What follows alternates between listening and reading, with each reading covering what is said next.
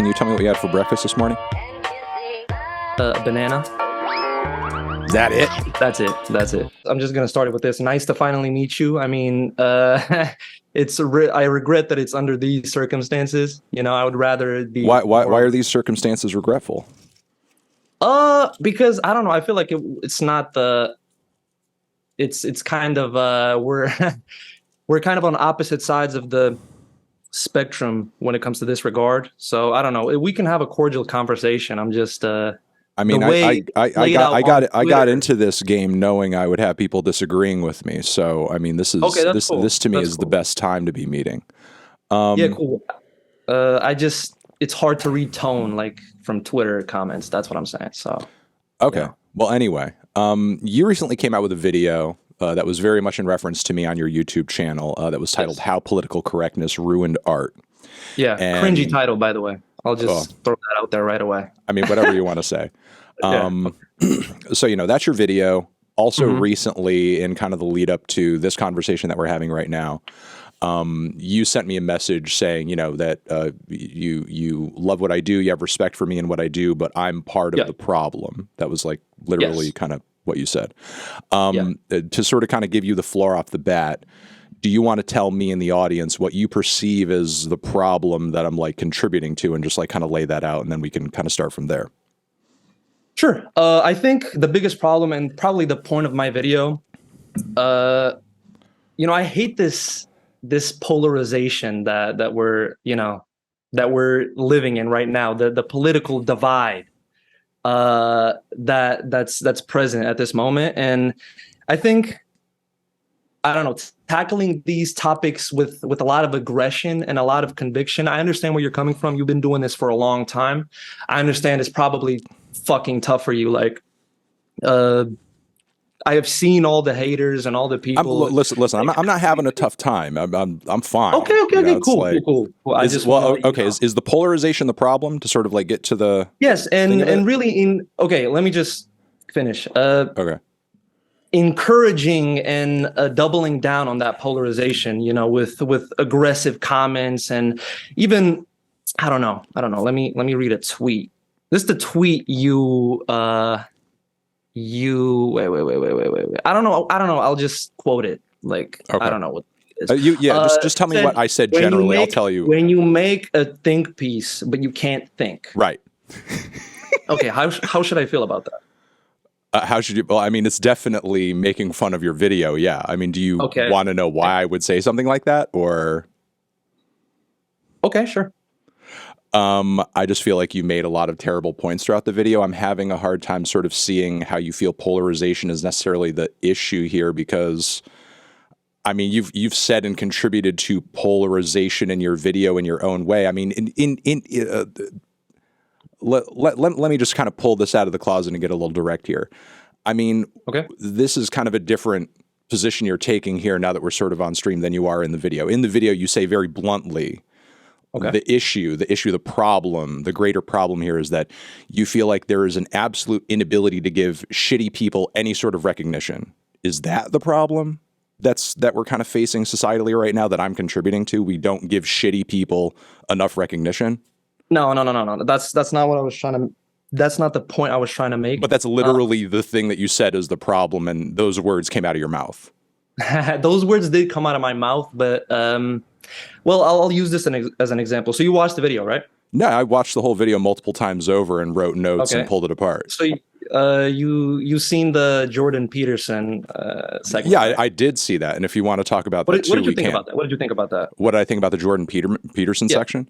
I thought it was kind of flawed. I think while it's true you do acknowledge that he does have shitty opinions on things like trans people, I think you kind of overestimate his abilities as a psychologist and as a self-help guru, maybe due to a lack of exposure to other people who do the same. I don't know.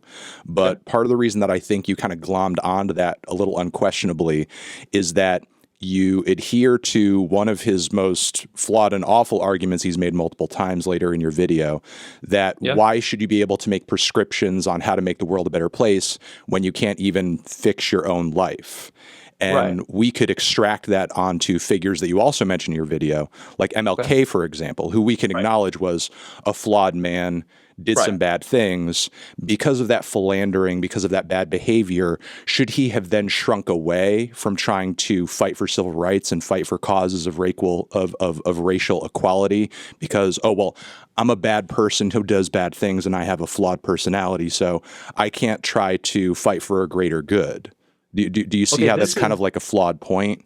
Yeah, I get what you're trying to say, but I was more so referring to regular Twitter user than people who actually have a platform, because I see a lot of the regular Twitter users that even responded to me and attacked me. I see them as just kind of adding fuel to the fire and not really helping in any way.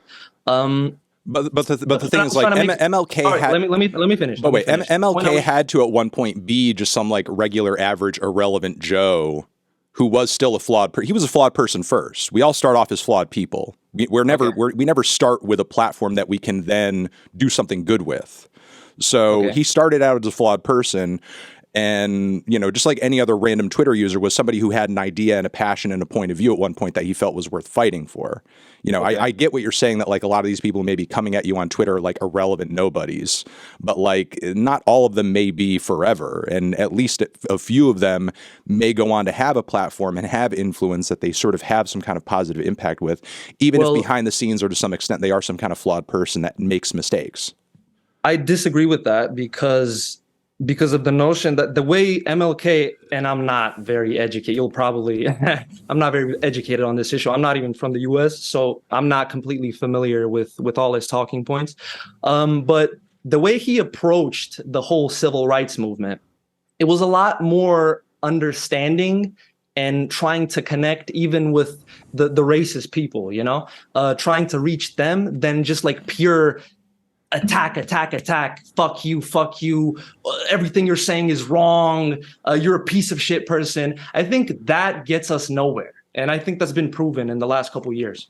So that's just the point I'm trying to make. And just to add on my the point I made previously with the Jordan Peterson book, I mean, the fact that he's not possibly, I'm not familiar with this, maybe he's not a reputable psychologist, okay? And that's I mean, he is on the verge of having his license revoked. Okay. But the fact is that his book helped me in a major way. Yeah, which I mean, it could have. I'm not denying that. And that's fine, right? Yeah.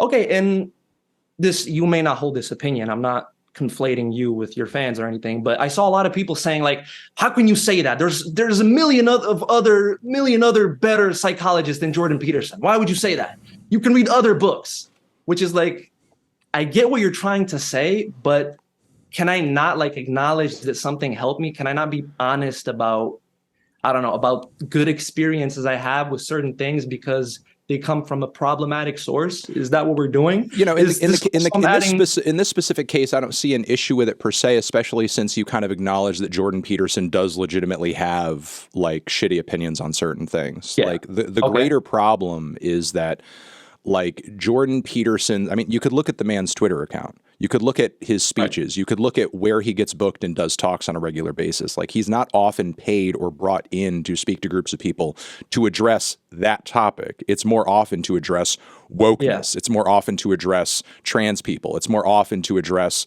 you know, what he agrees is like or thinks is like, you know, covert Marxist, you know, whatever the fuck.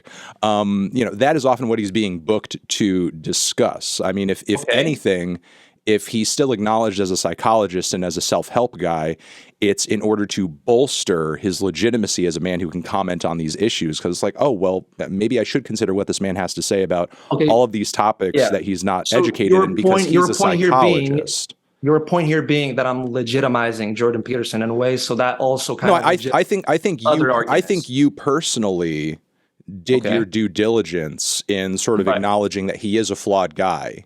You know, and that he does not have like uniformly great opinions on everything. I'm not personally blaming you for anything. Okay. Let's just like get that out of the way here. All right. You know, I'm just saying, you know, we don't necessarily, though, you could acknowledge that. You could say, I read the guy's book and look, a lot of people have who fiercely disagree with him and say, you know what, like, he doesn't really talk about a lot of this stuff in his book, and this Right. is just, a separate thing in his world, and that more or less seems kind of fine. And if he just sort of stuck to this and just focused on this, he would probably be overall, like in the greater world, a sort of neutral figure that people generally found uncontroversial.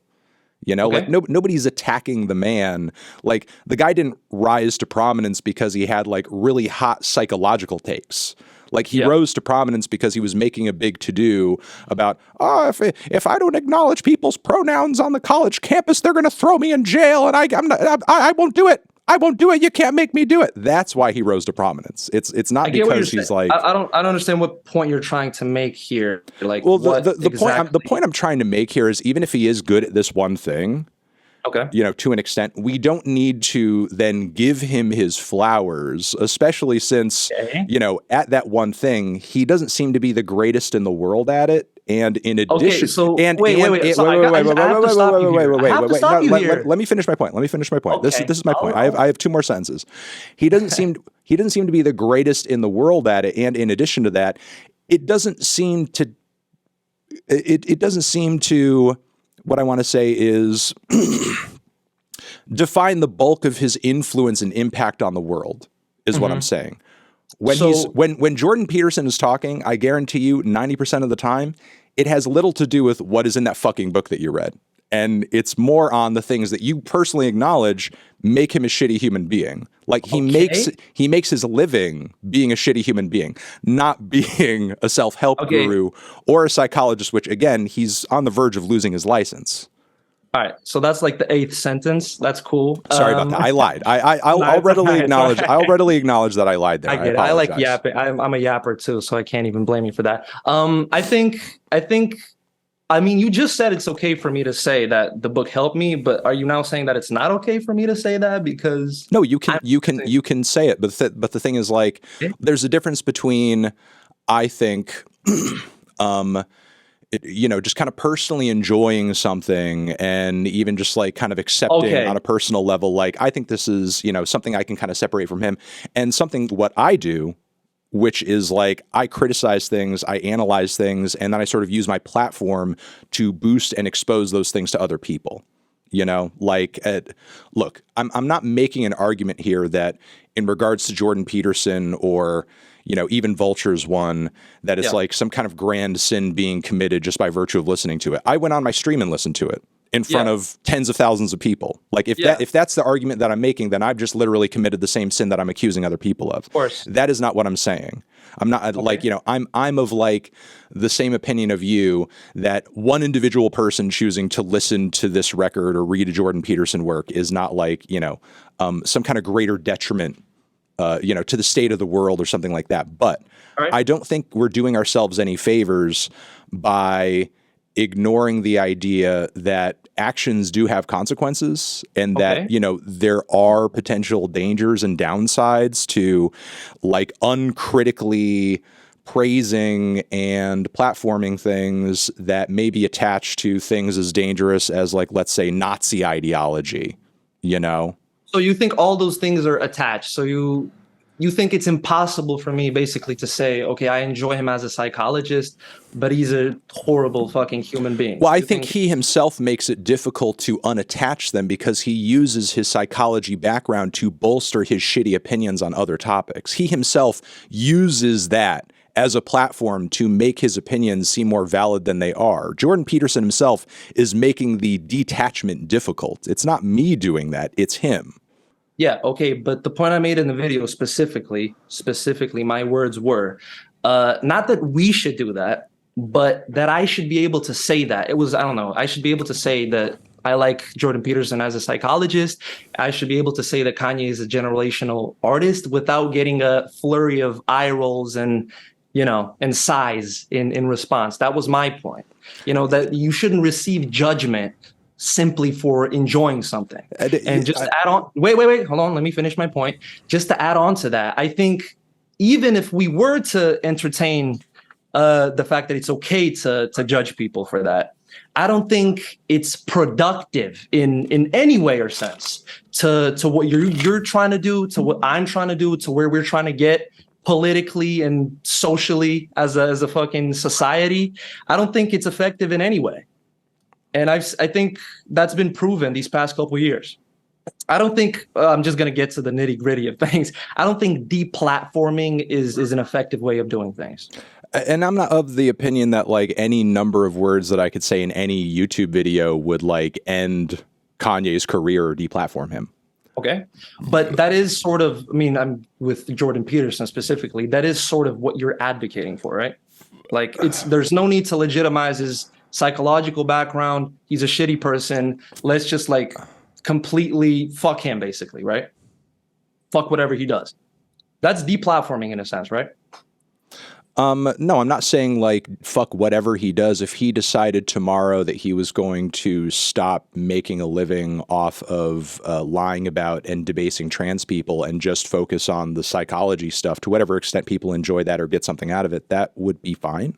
I wouldn't really have a problem with that. I think you're conflating. I didn't just focus on his psychology stuff. No, I know. You're asking me a personal question as to whether or not I want him deplatformed, or whether or not I think we should throw everything away. Sure. Should you want him deplatformed? Deplatformed from what? Like Twitter?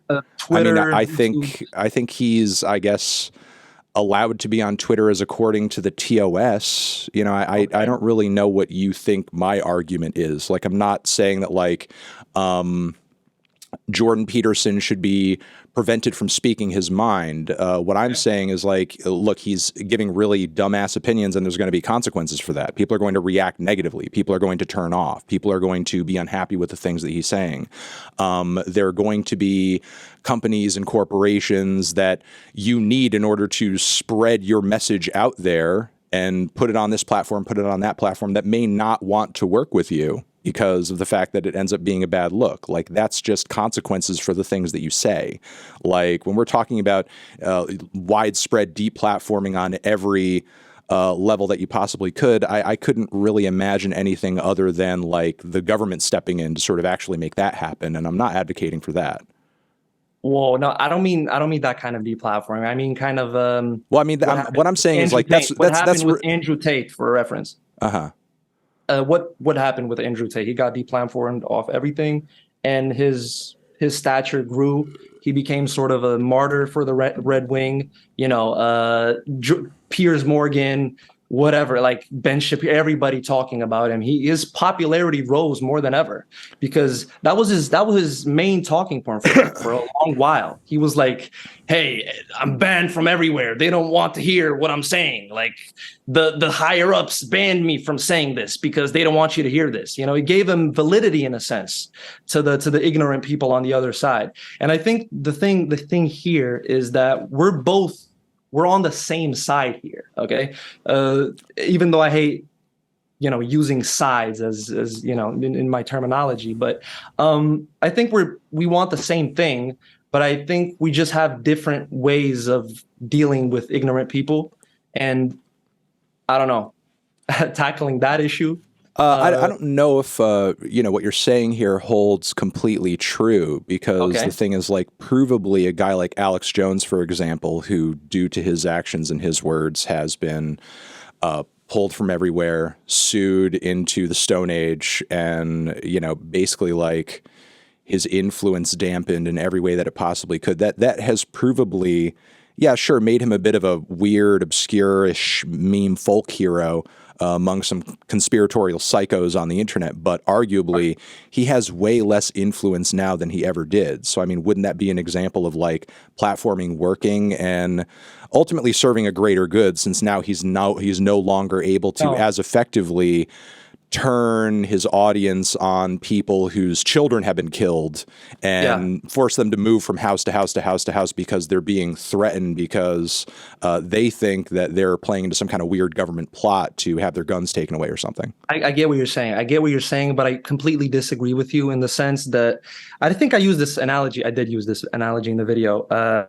How your police force tackles things.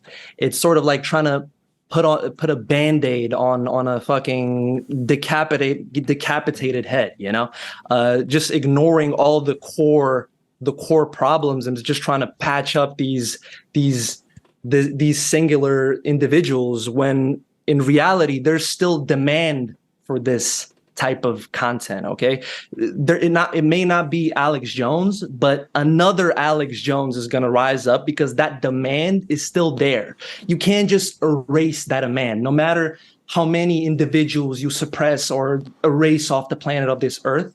People are still gonna need that. They're still gonna seek out that type of content, and there'll be other figures in no time providing the same type of content, spewing the same kind of ignorant rhetoric, and nothing is gonna change. I mean, because we're provably, nobody has risen in Alex Jones's place that is quite as unhinged at this point. In fact, I mean, I don't disagree that there's no shortage of conspiratorial content out there, but a lot of those people that make that same stuff, whether you want to say like, you know, and I don't think they're on exactly the same level. This is not my point. You know, you could say Russell Brand, you could say Joe Rogan, you could say Andrew Tate. Like, even they understand to an extent there is a third rail due to Alex Jones that you should not be touching. You know, because Alex, I don't understand. Sorry, like obviously Alex Jones like went too far with what he was doing with his rhetoric, with the defamation, with the lying, with the accusations, with the completely unfounded and unprovable lying. And what I'm saying here is like, clearly he has stood as an example and hasn't been completely replaced in the sort of damage in the sort of damage level. Well, okay. Well, what about Nick Fuentes? Nick Fuentes is far, far, far, like multiple leagues more obscure than Alex Jones is right now, and will, you know, from what we can see, due to how noxious. Yeah, Nick Fuentes is nowhere near as big as Alex Jones used to be at his YouTube peak. Okay, used to be at his YouTube peak, but when he was like when Alex Jones was still platformed and allowed everywhere. Well, okay, right, but. When was he deplatformed exactly? That's not really relevant to the conversation.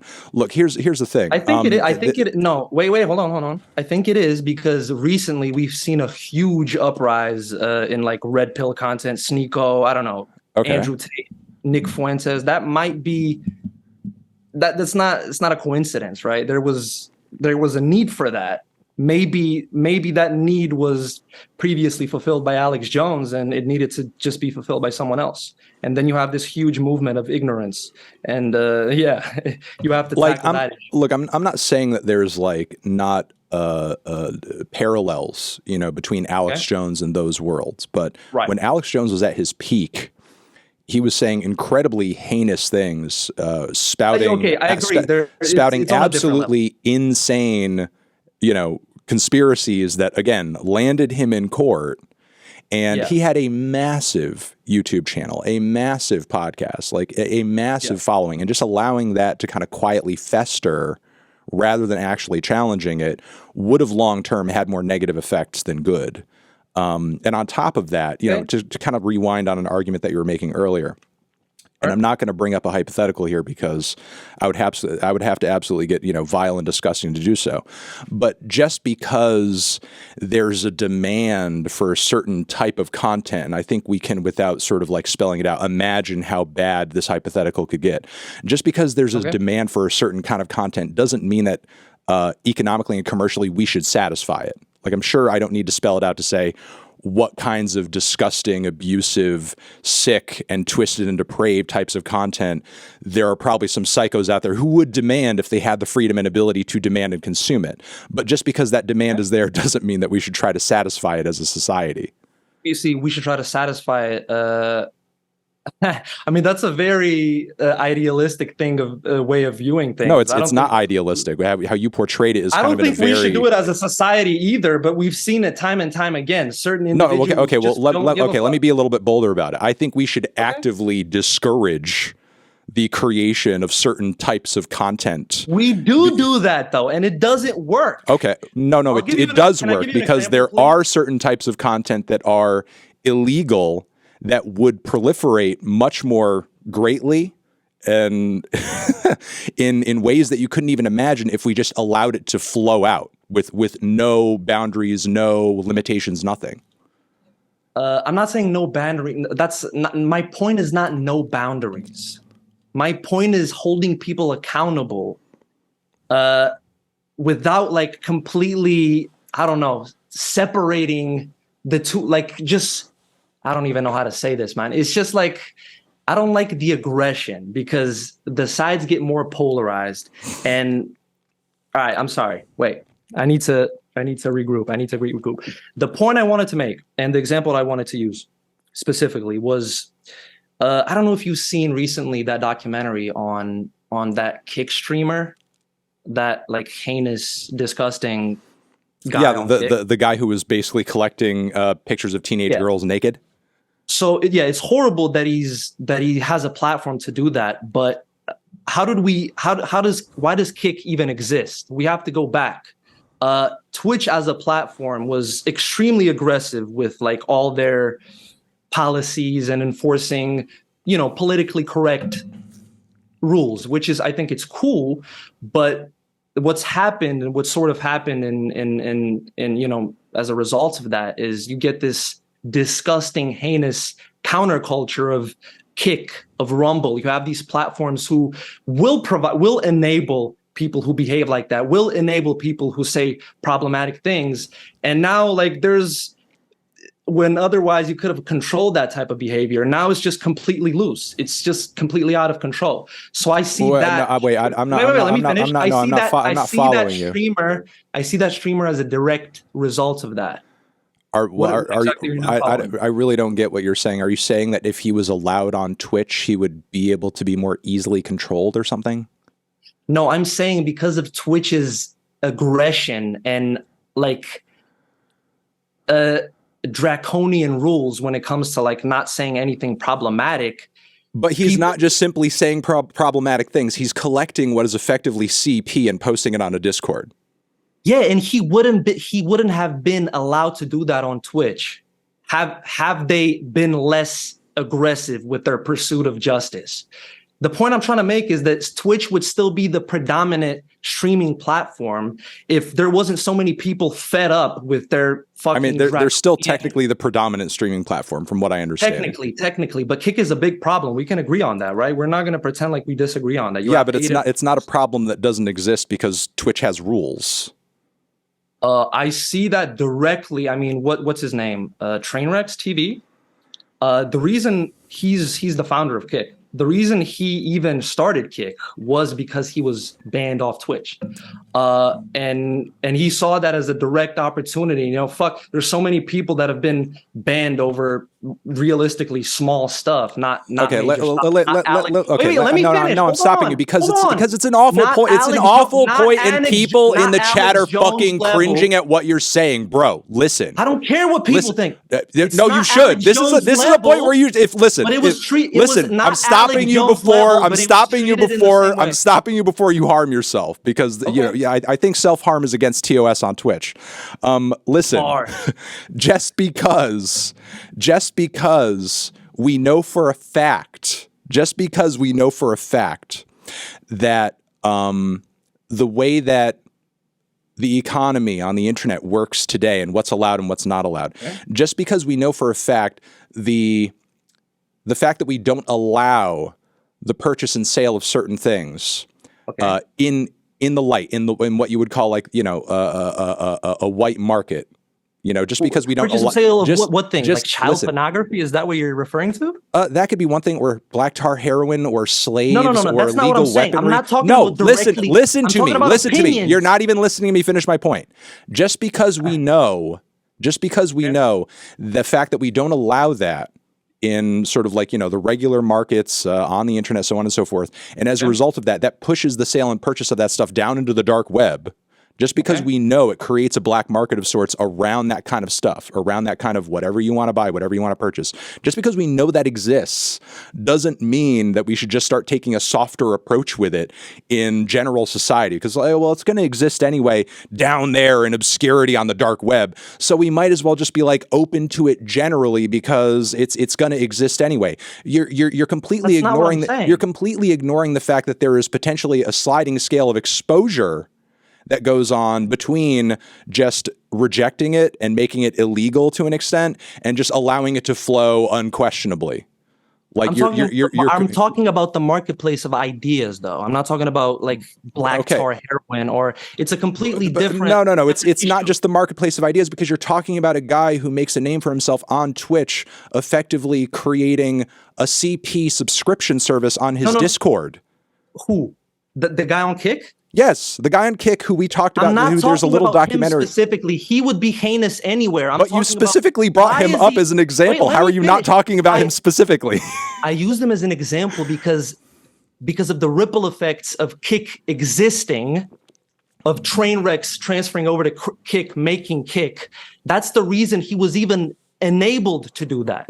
If Twitch was a little bit more lenient with their approach of banning certain ideas that didn't align completely with, like, leftist ideology, he wouldn't have been enabled to do that. He wouldn't have a platform as large as Kick, like he does right now, which is, by the way, not in the dark web. Kick is a large platform. No, I know it's not in the dark web. I'm not saying it is. And because of the ripple effects of that aggression, of that pursuit for justice, which you are participating in too, we now have this platform which enables people like him and other problematic people to do whatever they want without any rules. So now we have like a complete fucking lawless land of fucking ignorance and problematic behavior. Okay, so here's the thing. Here's the thing though. Here's the thing though. What you're not explaining and why what you're advocating for makes no sense. Is because ultimately what you're arguing here is because there are some rules which you've arbitrarily decided go too far. We need to have less rules and be more lenient, or else we might have a streaming platform at some point that's more obscure that gets made out of bitterness against Twitch, and there's people doing stuff on there that's even worse. It's not just, it's symptomatic. So what I'm asking you is how lenient do we need to be? How much do we need to just kind of like let go out of fear that somebody with a worse opinion or a worse type of content or a more abusive or a more destructive whatever is going to rise as a result of it? Like, do you not potentially see a future where just not having any boundaries around any of it actually ends up coming through with like the worst outcome here? I'm not saying you're going because again, to go back to Alex Jones, there was a point on the internet where it was the Wild West and we just kind of let people talk about and, discuss whatever and make whatever accusations they wanted. And it resulted in the families of dead children being threatened multiple times and harassed mercilessly. You're misinterpreting my point on purpose. You're misrepresenting. No, I'm really not. Let me ask you a question. Am I saying that we shouldn't have any rules? Is that what I'm saying? It is, because I don't know what you think the rules should be. You're not defining what the rules should be, because here's the thing. We could say hypothetically, you brought up the guy who there was that documentary about, who was collecting the pictures of teen girls, right? Let's say that fucking guy, because he's mad he can't do that on Twitch, starts his own Kick. Does that not then in your mind create an argument, well, maybe we should be more lenient about this stuff because he went off and created his own platform anyway? No, that doesn't make it okay. That doesn't mean that we should start having a softer approach with that shit. The demand for a site such as that would be much lower if you were just to ban extremist people who are actually like extremely directly harmful to society, like Nick Fuentes, like Alex Jones, than if you were to like ban people like, I don't know, Ben Shapiro. Like nobody's banning Ben Shapiro. Okay, or even trying to. I mean, as noxious as Ben Shapiro is, Destiny. But the thing is, like, the thing is, Destiny, in some of his worst moments, has advocated for and voiced very loudly some pretty heinous and violent shit. Like what? It would be a really stupid idea to repeat it on my stream right now, which I don't want to get banned from. So I'm not going to walk into that fucking rake, you moron. Like you can go and look it up on Twitter, on YouTube, on wherever, because I'm not going to come on stream here and repeat the stuff Destiny said that got him banned. The way I understood it, it was on a much more moderate level than I'm like. I've literally seen words come out of this man's mouth that unquestionably advocated for the murder and death and killing of people who for his own personal ideological reasons, he found to be disagreeable. And that's not good. You kind of do the same thing, don't you? No, I don't hop on stream and advocate for the death of others. No, I don't. Or else I would be in the same pool as Destiny right now. Okay, but I mean, Destiny is a relatively moderate streamer. You wouldn't agree that he's politically like moderate, like relatively speaking. I think he has his moments, but generally I don't really tend to classify people who, you know, advocate for systematic murder to be moderate. You know, that's not really. Okay, that's not. You're missing. That's not. That's not true. Okay, it's okay. It's cool though. Yeah, the point being that if you ban people like that, moderates like that, there's going to be an increase. But again, he's not moderate, and he went on stream and advocated for the killing of other people. That's not a moderate position. I'm not sure about that. Listen. I've heard him talk. Hold on though. No. I'm making a point here. You're conflating moderate. You're conflating moderate points of view with extremism. And I'm telling you that. Listen, so he's an extremist? It does. Yes, it doesn't. That's insane. No, it's not, because here's my fucking point. Here's my point, and you're not listening to it, and you're not putting two and two together. The reason he's an extremist, it's not because I think his political points are so far outside of the Overton window that they can't be considered. You know, let's say a moderate position on, give me the most moderate Destiny position that you could think of. Moderate Destiny position. I mean, he has a lot of like. What's a super moderate thing that you think he believes in? I think super moderate and super cool. Like, I mean, he's against transphobia, I guess. Okay, let's say you're against transphobia, right? All right. If your way of advocating against transphobia is gas chamber all the transphobes, that's not a moderate position, okay? Which would be an example of his opinions on the Black Lives Matter protesters who he was talking about on stream in that moment. He did not take a moderate position about not liking their presence there in the streets at that time. Okay. It was a very extremist position that advocated for their open murder. So that's an example. There's literally video of it. They should be murdered. That's what he said. These activists should be murdered. He said they should be MOWED down, wantonly. Down. Yeah. Okay, we should fact check that. But that's just one of many examples where relatively moderate people, even moderately Republican people, got banned permanently. And not even necessarily for political points. It was like, I don't know, a nip slip or something like that. It was small things that eventually added up to there being a huge demand for this alternative platform. Listen, I'm gonna hit a bit of a reset button here because I'm more interested in some of your opinions here about like art and what you said in your video. To be honest. Cool. All right. I feel like we've gotten into the weeds of insanity here a little bit.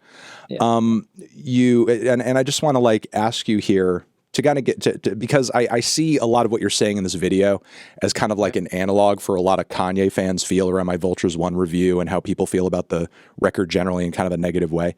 And you seem to, again, kind of like take issue with this idea that, he's not being given credit despite the fact that he's a generational artist and you yourself acknowledge he said bad things and he's gone too far. And the links in the description also said he's directly contributing to the rising number. Yeah. No, I'm not denying any of that. You've acknowledged that he's done and said bad things. I'm not saying that. What I'm trying to understand from your point of view is like, to what extent in your mind do we like owe it to the art or owe it to the artist to acknowledge what we perceive to be their greatness, their artistry, their whatever, regardless of how bad they or the messaging in the artist is, or the messaging in the art is? Because hypothetically, let's say like, I don't know, there was like, I run a YouTube channel, I review music, and I stumble across what's possibly the most racist band ever. Their content is even full of like violent imagery and advocating for like, hanging people, so on and so forth.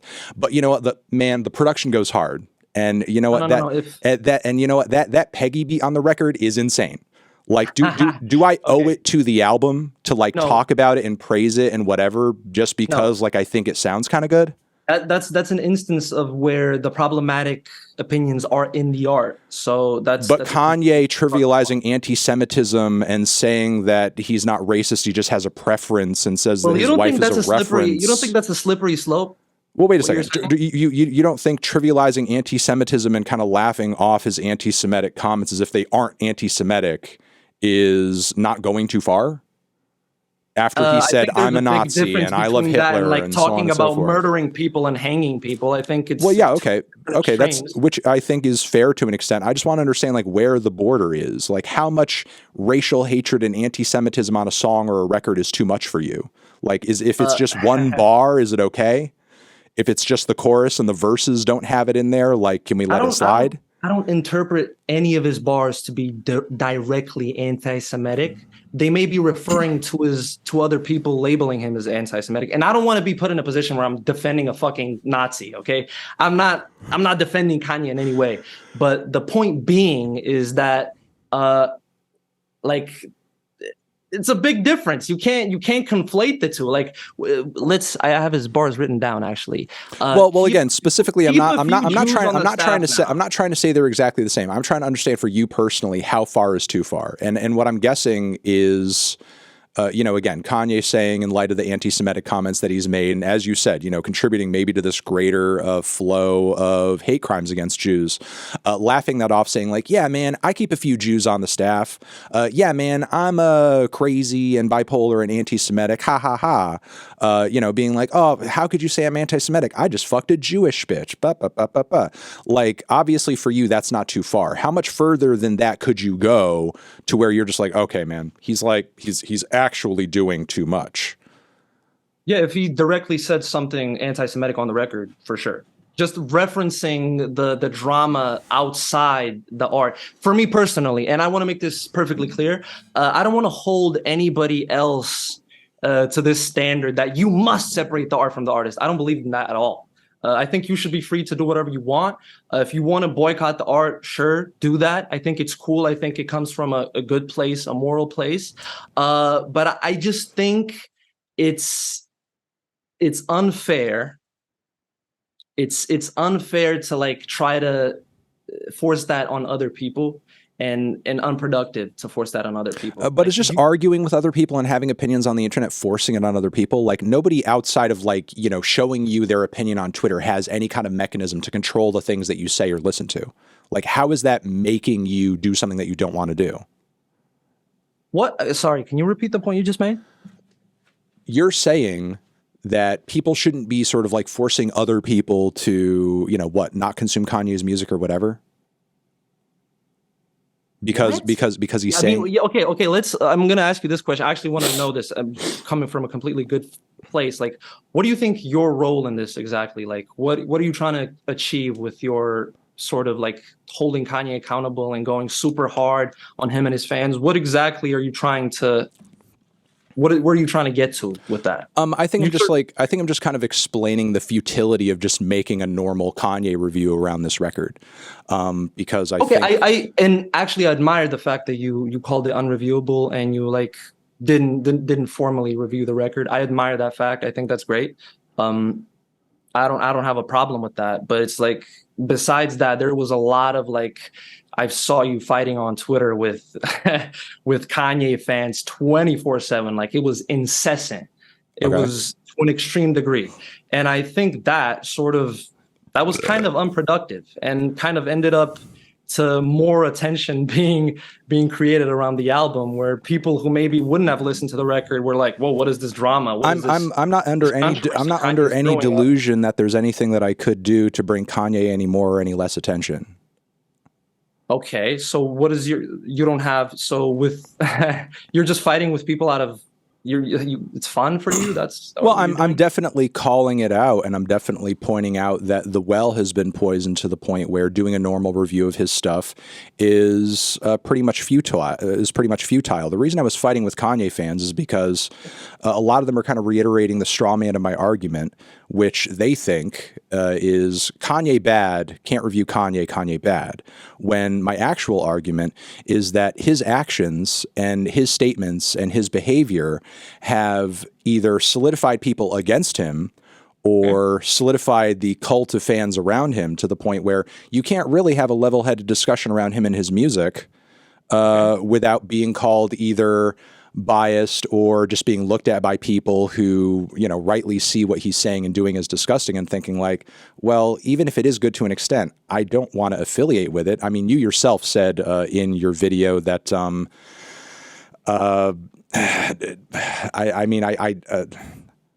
personally, look, I think you've come across here, even though we disagree, as, somebody who's at least approachable to an extent. I think it was kind of beneath you in your video for you to kind of put that section in where you were like, well, I mean, I'll listen to the album because I'm not Jewish. It's not a big deal to me. I mean, I think that was kind of a super unflattering moment for you. And yeah, I get what you were trying to say, but I wasn't necessarily talking. I mean, I was talking about myself, but I was talking about the mentality. The point was trying to show people the mentality of people who listen to the Kanye record. Well, what I'm saying is you understand yourself that there are people who see his comments and see the content of the record and would rightly be personally disgusted because of their Jewish background or whatever and would want to avoid it. Yeah. So anybody, like I said in my video, who comes from that background would rightly look at me even saying hey, there's some pretty decent stuff about some of the songs on this album, which I've acknowledged on stream and so on and so forth. But rightly, those people would see that commentary and think well, ultimately, what does that matter? Because obviously his commentary on my heritage and my faith are so disgusting that I wouldn't want to affiliate myself with it anyway. So it's you. So do you, let me just clarify. Are you just talking about yourself here? Do you kind of understand how doing a normal review of this record kind of puts me in a position where I'm between two sides of people that don't really want to hear anything critical about it to begin with? I like what you did. I'm not against what you did. I'm not I'm not saying you are. I'm just asking you if you sort of understand why I would feel that way. I understand why you feel that way. That's what I started off with. I understand why you feel the way you feel. And I think it's okay for you to feel the way you feel. The question is, how do we combat that? How do we combat this issue and come to I don't know, a productive solution, come to a compromise of sorts and not just continue bashing, shitting on everybody who said anything positive about the record and vice versa. Those people who, the Kanye fans, just shitting on you. You're a fucking idiot. You're not a good critic. It's both sides of the coin are unproductive, even though one may be more morally correct than the other. Both are unproductive and eventually lead to more polarization. And that's my issue with this. I think you're just let me finish. The reason why I made the whole video and the approach I take usually with my videos is, even though obviously I have I'm not a fence-sitting centrist. I have a certain ideology and certain political opinions I hold. I always try meeting people in the middle, right? I want to approach my videos to a degree where a Republican could watch it and look at it okay, this guy is not just completely saying fuck you. He's actually made some good points. Maybe I should think about this a little bit, And that's all I'm trying to do with my videos at the end of the day. Now, I can concede to the fact that a lot of my thumbnails and a lot of my titles are inflammatory, baity, disgusting to a degree. And yeah, that's unfortunate, but unfortunately that's the best way to drive people to my content. And I feel my content being as nuanced and as unbiased and as good faith as it is, I don't have a problem with baiting people into watching it when that might give them a more neutral perspective on things. Radicals from both sides. So that's how I live with myself at the end of the day.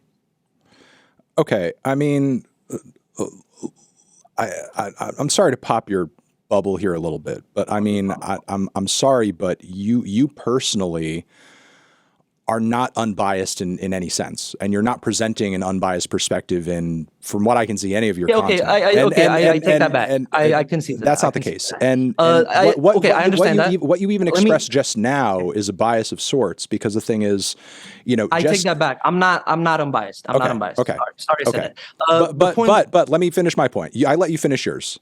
Okay. even embracing centrism for centrism's sake is a bias of sorts. You know, just because you're landing in the middle of 2 points doesn't mean you're unbiased or that it's effectively the best option in that scenario. I mean, when you're between the polar opposite positions of we should, have segregation and we should allow everybody and anybody to sort of live freely in modern society, we don't try to land somewhere in the middle of those 2 points because it makes us feel good and fuzzy inside because we're like, well, I'm reasonable and I see the points of both sides. No, the correct position is we allow people to be free. Like that's the correct position. Like there are points where centrism doesn't make sense. I understand. I'm not saying I'm a centrist. The way I'm approaching it is from a place of understanding and trying to reach every side of the spectrum. And I think that's a lot more productive than just sticking to your side and condemning everybody who's like a little bit more close. What I'm saying is like on a case by case basis. Okay, on a case by case basis, there are some positions and points of view that point blank period are condemnable, and I agree with that. And you don't need to sort of like see their point, And again, I'm not saying that's always the case for everything all the time. I'm just saying, especially in this specific case, where we are talking about stuff that is in reference to and has parallels to Nazism, okay? It's worth taking a staunch position and being like, you know what, this is like bad. This is okay. I did that. I also did that in the video. But the point I'm trying to make is we both think it's bad. Okay, so we're on the same side. Okay, it's bad. It's bad. But the fact it's bad. How do we combat that? How do we combat that in the most effective way possible, in the most pragmatic way possible, in a way where people can actually like fucking come to an agreement on things, that where the sides don't just get more polarized and a kick gets created and a Donald Trump gets elected president. I want to meet people. But here's the thing, understand them, and then like also, hey, Kanye is also a fucking Nazi. What I say in the video, like, okay, I understand where you're coming from, but also Kanye is a piece of shit Nazi. Here's links. He's affected directly hate crimes on Jewish people. So I feel like I'm being really responsible in that way, where I'm not just like completely throwing away the other side, but reeling them in and then educating them on these things. Okay, I feel like that's a lot more effective and responsible than what a lot of other people do. And that's it. I mean, I agree that you are kind of giving some of the people watching that video context, but simultaneously you sort of take almost like a nihilistic or, careless kind of perspective on, well, there's no point in quote unquote doing anything about it because it's not like your 12 or 15 or whatever amount of streams that you might give to a Kanye record. It's not like that means anything. And ultimately, if you're not a perfect person, then, as Jordan Peterson says, you shouldn't be trying to put forward effort to fix the world anyway, because you can't fix or, sort of like, improve your own shit. Well, okay. What I was trying to say with that is people who endorse polarization and kind of like encourage it and reinforce it, I think have a lot of things they should fix. That's honestly how I feel. Okay. You should always be looking for a compromise. You should always be looking to come from a place of understanding. I'm going to use this as a reference point. So the way you responded to my video was like, you can't think, which I think it was really unnecessary, which obviously you have strong opinions on this and you can articulate them very well. But like, what's the point in like saying I can't think? How should I feel about that? Like if someone was less mature, which is fucking 97% of the internet, in my shoes, they would have been like, fuck Fantano. I'm going to go bump that new Kanye. Fuck that dude, So I don't see what you're exactly trying to achieve by like insulting people. Like, well, what is it that you're doing exactly? I don't understand how you can say I'm not doing anything. What are you doing exactly to like put steps forward towards a better day? Okay. I mean, this is sort of like a much wider debate than what we're actually having here.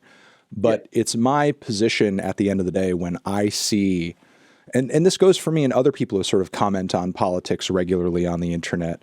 You know, and this also sort of applies to people who are right wing as well, because there's no shortage of right wing commentators who, you know, sort of spend their days on the internet roasting anybody who could be understood as left wing. Is that not also inoculating those people to their positions and making it difficult for anybody to see their side of the aisle? See, here's the thing at the end of the day, for me personally, I don't go into these conversations or go into these commentaries, you know, whatever you want to call them. Roasts, which, you know, that very much was in the case of saying when you make a think piece, but you can't think.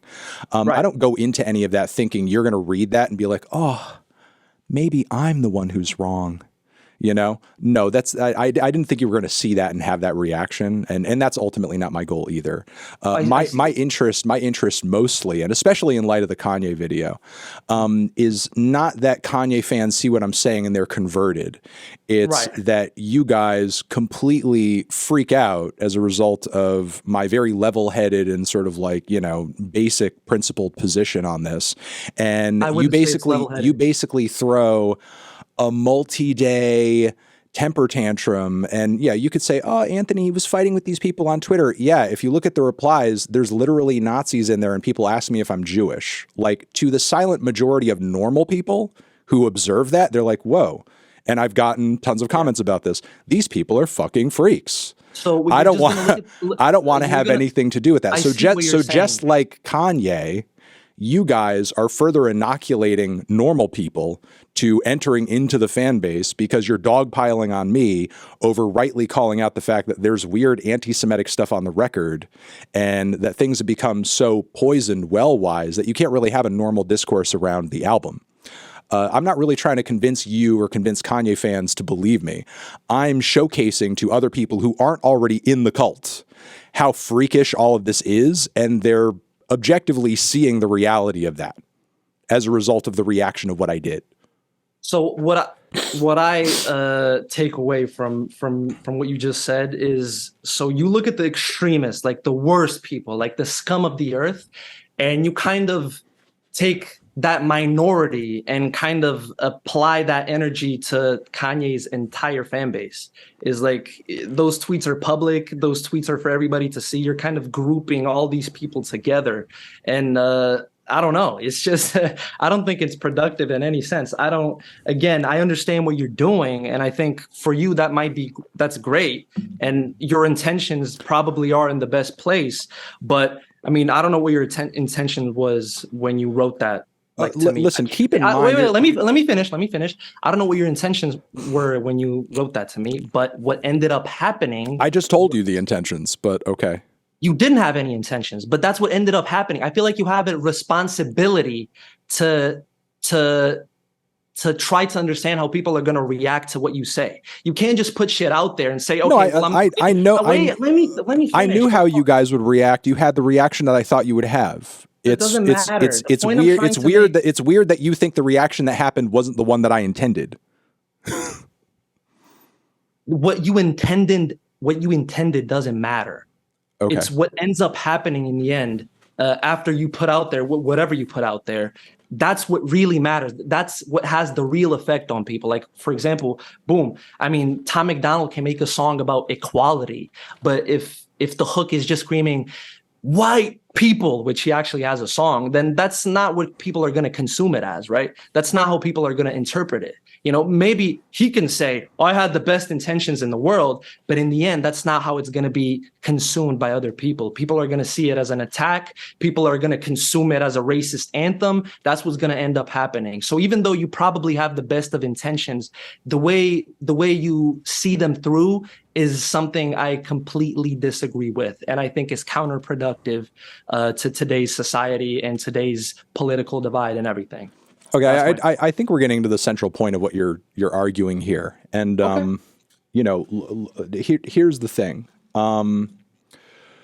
I think on some level you're arguing, and this kind of goes back to an initial point you made in your video. Like, there is an absolute inability to give shitty people any sort of recognition, and it sort of seems like in your mind, our inability to do that, what you read as an inability for us to do that, me to do that, anybody, just makes people more extreme and has more extreme outcomes.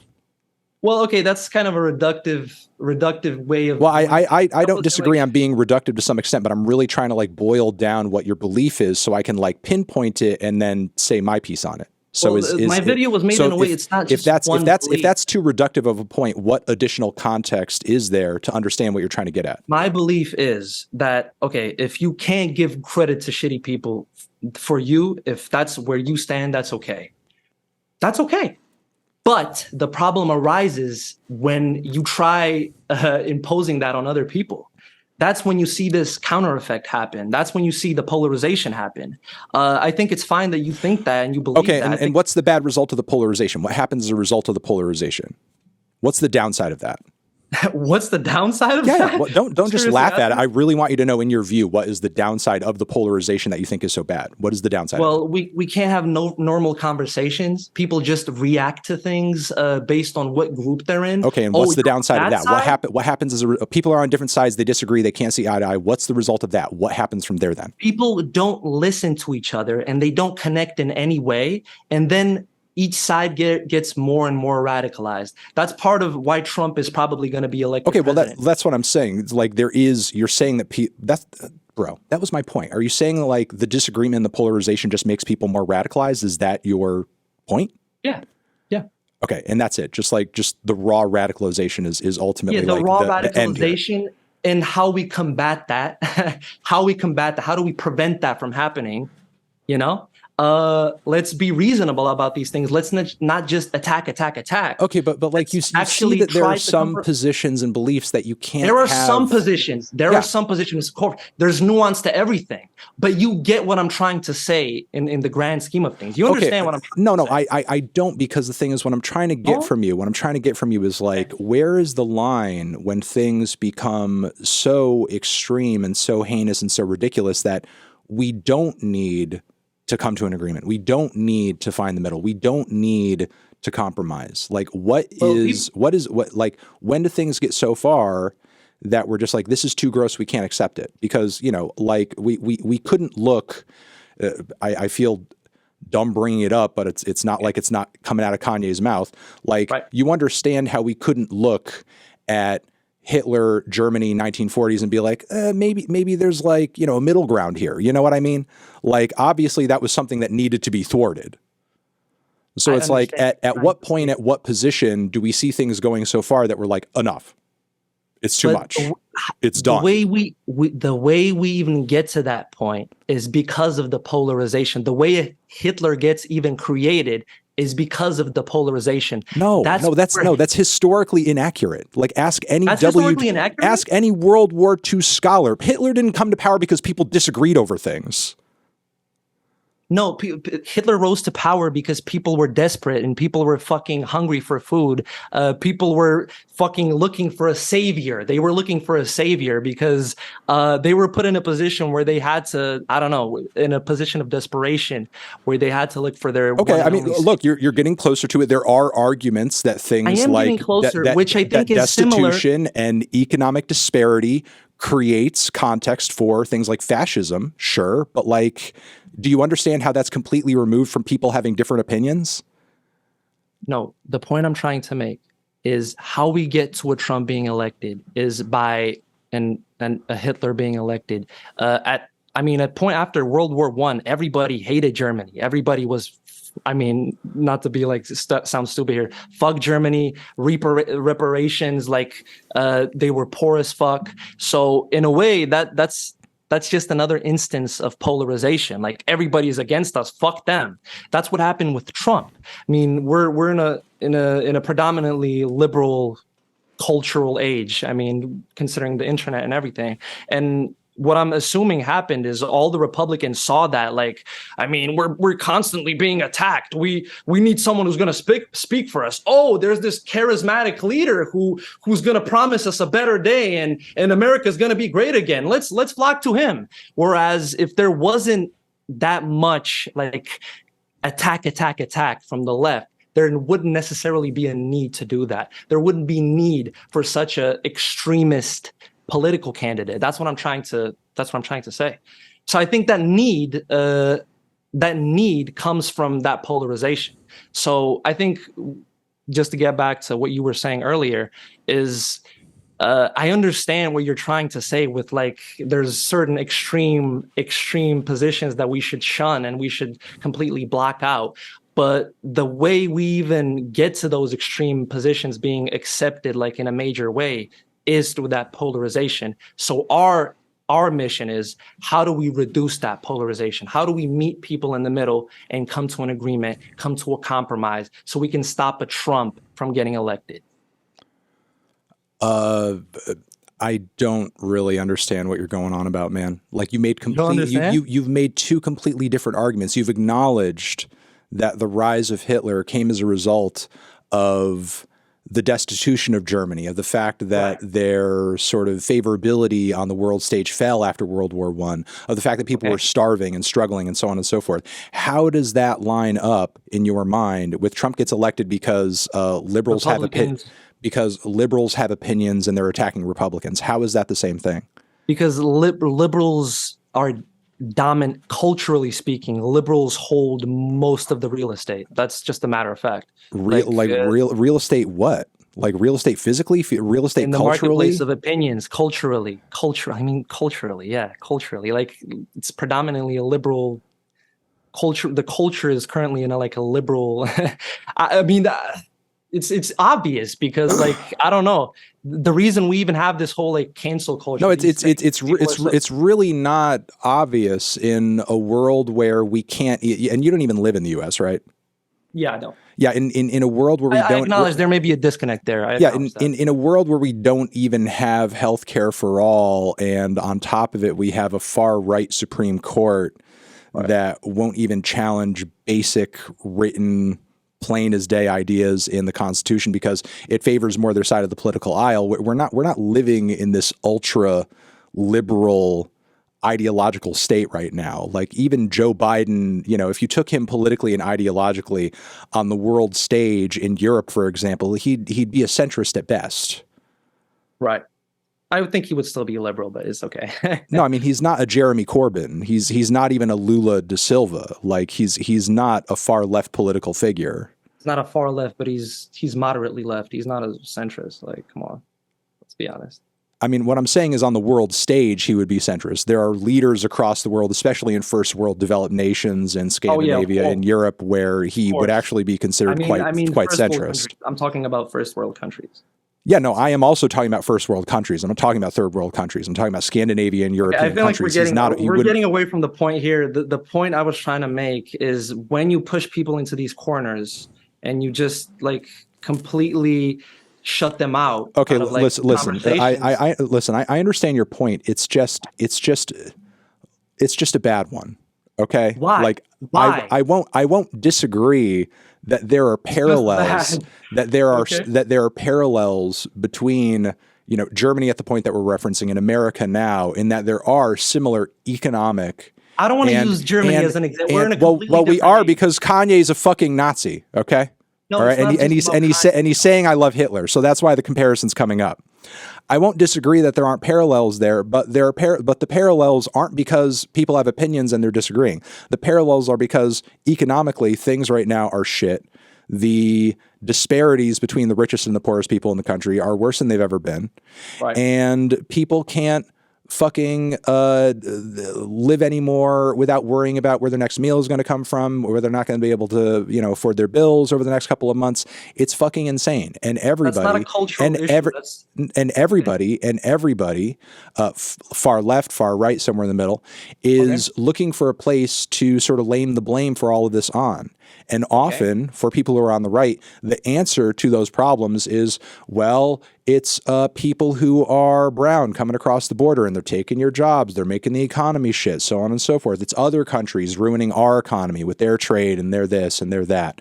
It's because I'm not being given enough power as the supreme leader of the country, and you're just allowing me to do anything and everything that I want. That would fix everything. That would make everything better. It's not because we've essentially allowed the rich and the the 1% to use this country as a fucking economic playground. It's not that. It's other people who look different than you, who have different religions than you, who have different walks of life than you. That's the real problem. If only we were able to go back to 1950s, 1960s America, where, you know, everybody who's not white knew their place, then the country would be great. Like, that's the sort of wild, out there, nonsensical fucking point of view that these people are deep in the belief of, that is not reality, that is not true.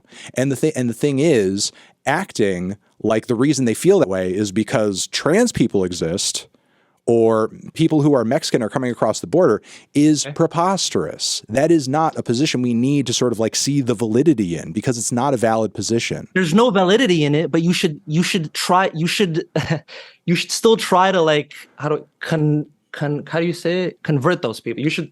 People do by telling them the actual. No, they don't. Yes, they do. Yes, they do. Yes, they do. Yes, they do. Yes, it has happened. There are people every day. There are people every day from the trans community, from the liberal world, as you might call it, who try to educate everybody widely about the actual effects of immigration. I'm not talking about trying to educate. I'm talking about you're fucking stupid. But that's the answer. Listen, every single day on Twitter, within articles, within scientific journals, within economic papers, these people are given bold-faced fucking facts about immigration, about trans people, about a host of different topics, and they look at this shit and they just turn it the fuck off. They're just like, that's just the deep state. That's just the liberal media. I don't care what that poll says. I don't care what that graph says. I only give a fuck what Trump says. Like, so you just think that's irreparable? That polarization is just. Oh yeah, there are some people who are too far gone. Like, what do you mean by some people? What percentage of Republicans would you say are too far gone? I don't know a percentage, but like, look, no matter what situation that you're in, there are going to be some people. I mean, this is the reason I made my Kanye video. There's going to be some group of people around any topic, around anything, that are not going to listen to another perspective, no matter how well you put it, no matter what. I completely agree. Okay, I completely agree, but we shouldn't just shut them out because there are some people. I think we should. Still, no, I think there's an extent to which you can, and it makes sense to shut them out, and all that you can really do is display to normal people how insane they are, just so that they know how far not to slip down the slippery slope. But because of the polarization, there's less and less. I don't even know what you mean by normal people. Normal people. I mean, anybody who's not in the fucking cult, you know, and can actually. Bro, Trump is about to get elected president. That's 50% of your country that's in that category. What are we talking about? No, it's not. It's not. 50% of the country doesn't even vote most of the time. So it's not 50% of the country. 40, bro. 35. 30. The point is, like, it's you're putting too many people in this category. You put me in this category. I mean, the way you responded, the tone of your messages and the tone of your people. What category is that? A category of people? A category of people that don't listen to reason, or a Republican ignorant piece of shit? I don't know that you're Republican. Wait. I don't know that you're Republican. Neither have I said that.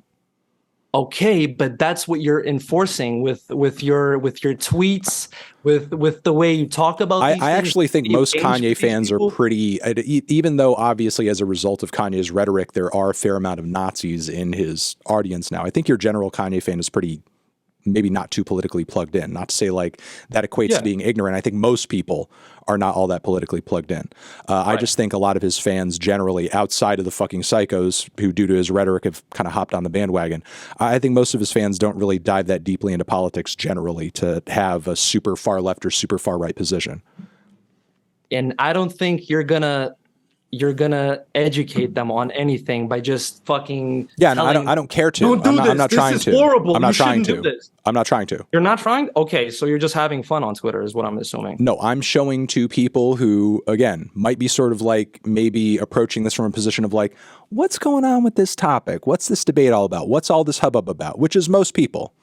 And so they kind of stumble across it, they see it, and they're like, damn, this is kind of insane. And you know that with the group of people who are coming away from this looking, you know, more insane than me. I know that I'm insane for fighting with you guys, but it's because it is an insane act for me to take upon myself. Right. But what's truly more insane by leaps and bounds is just being like, you know what, the anti-Semitic stuff that he's saying is fine, and you know what, I can listen to the record anyway because I'm not Jewish. No, that's actually the insane position. That's actually the position of insanity. Well, we both listened to the record, so let's not. I mean, you probably listened to it more times and you platformed it on a much larger scale, and you're platforming me right now. So, I mean, we're both guilty of that. We're not having a platforming argument. Oh, we're not? Okay. We're not. Okay. That was established earlier. Okay. So another argument I want to make is that the normal person, which you're referring to, is going to see the way you're acting, and I don't know how you think this goes, but I think like the numbers and the amount of people that are like completely fucking shitting on you reflects this. They're going to see the way you're behaving and be completely turned off by it. They're going to psychotic teenage Kanye fans are not your average person. When you actually leave the house and show regular like adult people the things Kanye is saying and he's doing, not morons who like turn up in the comments and be like, "Oh, you're 40 and bald." Like, those aren't normal people. That's who you were. Okay, that's not your average person. Your average person out and about, going on about their day. You show them the things that I'm saying and you show them the things Kanye is saying. They're going to look at what Kanye is doing and be like, "That's kind of nuts. That's kind of insane." And his fans are acting irrational and defending him like he's a cult leader. When I'm talking about the children who are getting angry at me over the internet, no, not normal people. Not your average person, because that's just provably not true. And on top of it, they're fucking kids a lot of the time. They're going to grow out of this little freak ideology that they're locked in once they actually get pussy for the first time. Or, realize that once they have a conversation with somebody who isn't like them and actually challenges them on their shitty beliefs, they're going to grow out of that shit at some point. But for the time now that they're making themselves look like idiots, I'm going to point it out. I'm going to pull it apart. I'm going to punch up at it, and I'm going to make you guys look like fucking idiots shitting all over yourselves because you're mad that I didn't review some mid-ass fucking record. I don't think that's a realistic way of viewing things. I disagree with you on that regard, respectfully. Okay. I don't know how we're going to come to an agreement here. I'm trying to I didn't think we were going to, and it's okay. Agreeing for the sake of agreeing isn't necessarily optimal. Of course. But I think, listen, okay, to come back to my main point, I think the important thing and the thing we need more of is to have discourse over these things, and to actually not just shut out everybody who you think may even have a slightly different opinion than you know what, and that's what we're literally doing. Even though I vastly disagree with you, I think it's even amazing. though I vastly disagree with you on a lot of things, you're on here saying your piece and I'm saying my piece. I've invited you to have this discourse. Of course, but what I'm saying is the way you've conducted yourself on Twitter, most likely someone else who's who's less mature, who doesn't give a fuck, would react to it like, "Fuck Fantano, I'm gonna listen to the new Kanye." That's how people are gonna react to it. That's how most people are gonna react. If you say somebody can't think, isn't capable of thinking, they're not gonna be very charitable to your assessment right there. You're forgetting that, just to remind you and everyone in chat, okay? I didn't start reviewing music or Kanye yesterday. I feel like Kanye fans generally have a bit of a memory problem. I've been reviewing the man's music for over 10 years. And regardless of how level-headed, how even positive sometimes my coverage of his music has been, a lot of the Kanye fans, opinion base of me has been, "Fuck Fantano." Okay. So even when I've been reasonable, even when I have listened, even when I have critiqued with as much accuracy as I could, even when I have enjoyed his music, the position was "fuck Fantano." So you can't really expect me to be like, there's any love loss, when I'm like, you know what, this is kind of just unreviewable bullshit, because now Kanye fans are even more staunchly in the position that they've been held in because they're literally defending him for saying Nazi shit.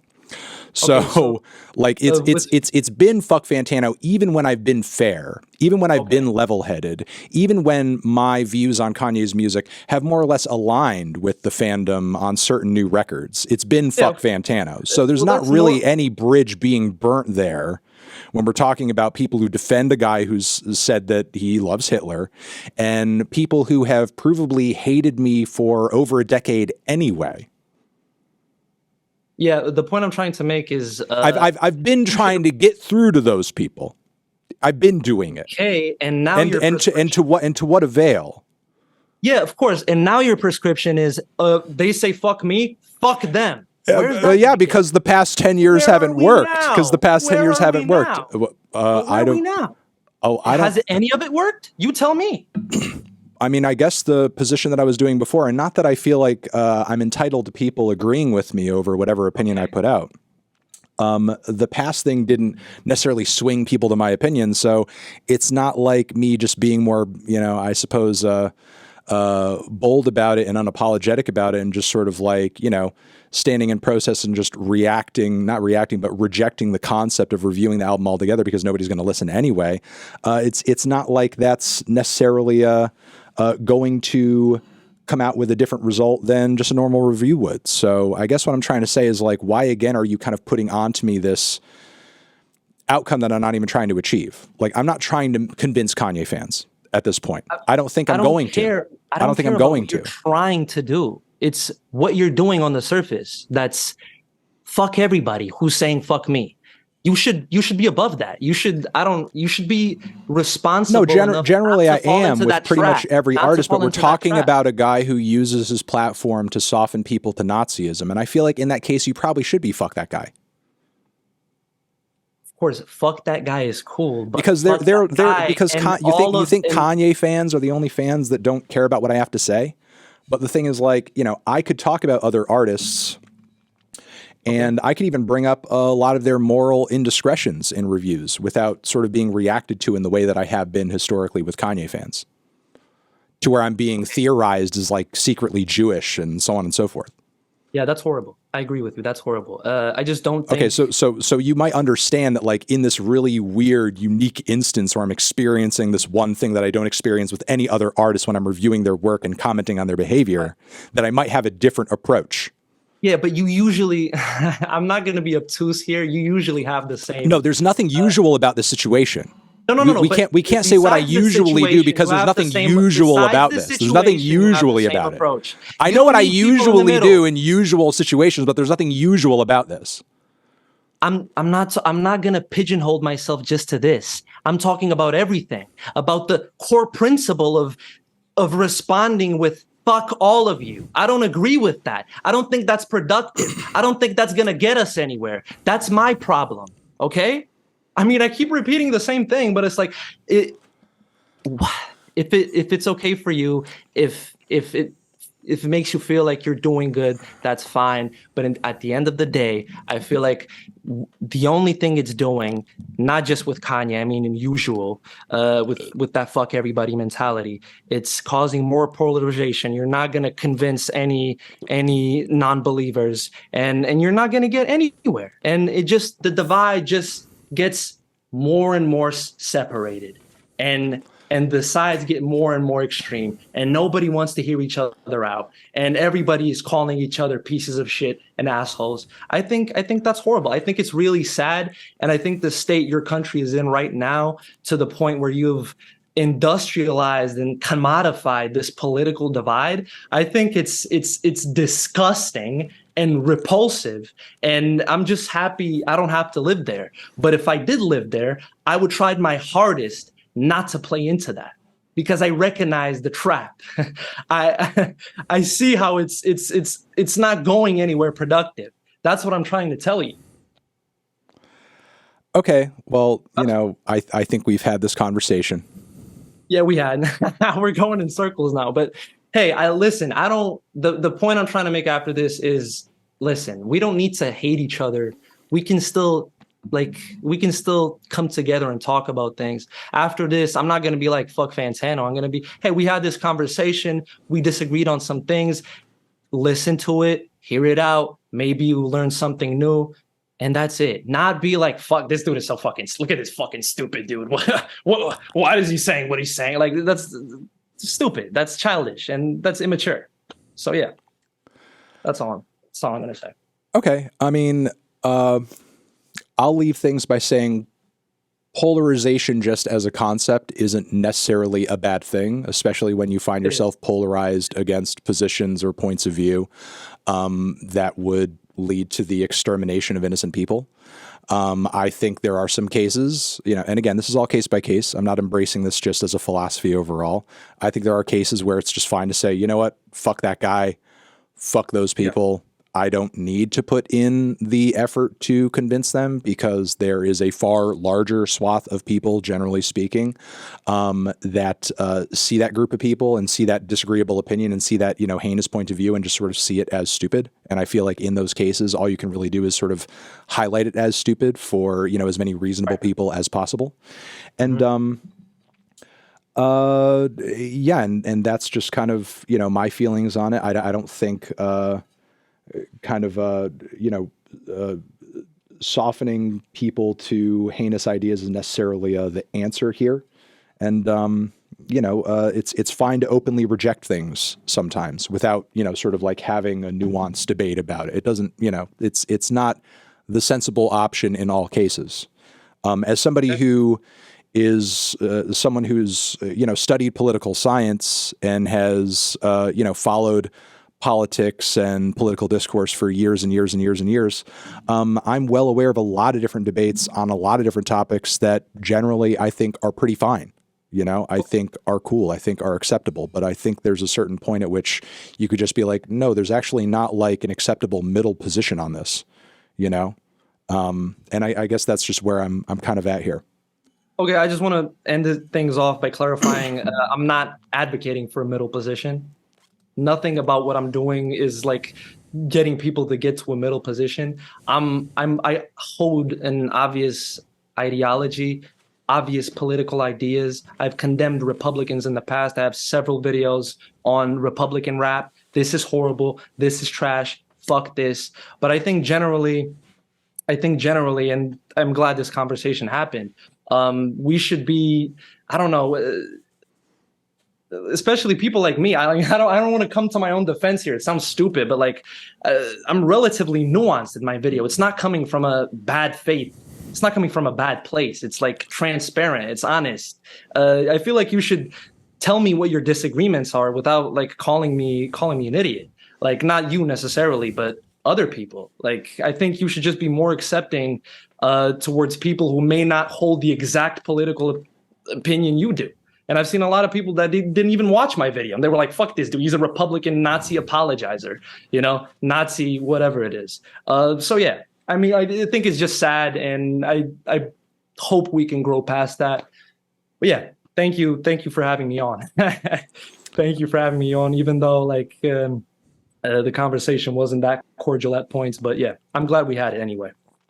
Okay. Well, thank you for coming through and speaking your points. And, I'll commend you in the fact that, look, part of the reason that, I was fighting with a lot of those Kanye fans on Twitter is because, especially the ones who were, verified and so on and so on, paying their Elon dollars, right, is because, a lot of them would come through, get their little dunks in and like, get their likes, get their retweets, get their whatever. And some of them I would approach and just be like, do you actually want to talk on stream about any of this? And like, sort of, give your opinion. And a lot of them would just not respond and sort of like shy away and just completely pussy out because I think a lot of them know, I think a lot of them know that their psycho opinions would kind of like deflate once challenged. And, I think it's great that you actually, put your face on camera, say what you say, stand by what you believe, and actually came through and made the attempt to debate and have this back and forth. Yeah, more of this is what I'm saying. More of this. This is beautiful, right? I mean, come on. Yeah. All right. Thank you for having me on. It's been amazing. It's been wonderful. And shit, maybe another time if we have another topic we disagree on, we can fight it out on here. So yeah. All right. Well, have a good one. Yeah, take care.